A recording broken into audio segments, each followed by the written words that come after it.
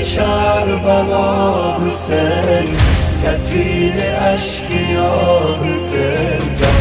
Bu altı köşe kabrine bacın ola feda Hüseyin can. Bacın ola feda Hüseyin can. Bu kanlı çayneyin getirdim sana, mezarımızda kalsın. Meşamın her gece gündüz anam Zehra'nın etrini alsın. Gereği dağı ferağında belalı Zeynep'in kocalsın.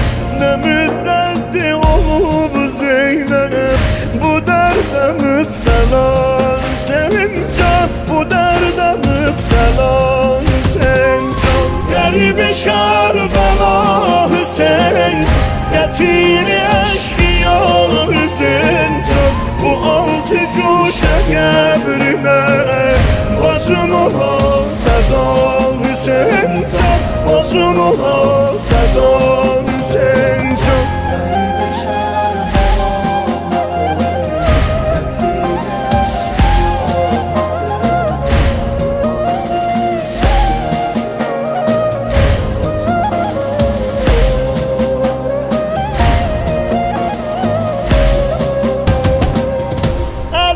Ekber Ali Ezger seninle yolu hemdem oldu.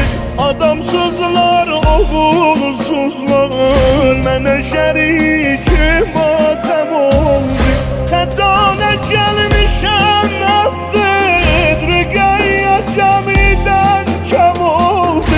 Ölen de vay ata zikri ederdi çok neva Hüseyin can. Ederdi çok neva Hüseyin can. Garibi Kerbela Hüseyin, katili eşkıya Hüseyin can. Bu altı köşe kabrine bacın ola feda Hüseyin can. Bacın ola feda Hüseyin can. Garibi Kerbela Hüseyin, katili eşkıya Hüseyin can. Bu altı köşe kabrine bacın ola feda Hüseyin can. Bacın ola feda Hüseyin can. Ayağa durmasan durma, şu cismimin yarası çoktu. Bağışla Zeynep'i kardeş, elinde bir devası yoktu. Eğerlen bir selamim olsun, okum derdim bilirsen sen. Belaya aşina Hüseyin can. Belaya aşina Hüseyin can. Garibi Kerbela Hüseyin, katili eşkıya Hüseyin can. Bu altı köşe kabrine bacın ola feda Hüseyin can. Bacın ola feda Hüseyin can. Garibe Kerbela Hüseyin, Ümidim sen, Allah'ımsan. Bu Kerbela'sı kıble cahil,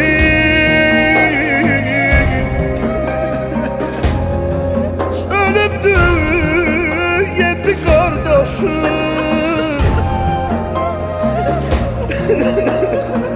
Ölüptü yedi kardeşim baygın, çıkıptı yerşe su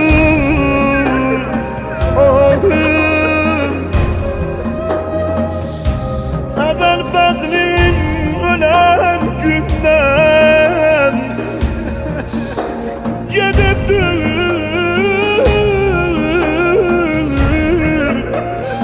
elden sıcak elemdara sözü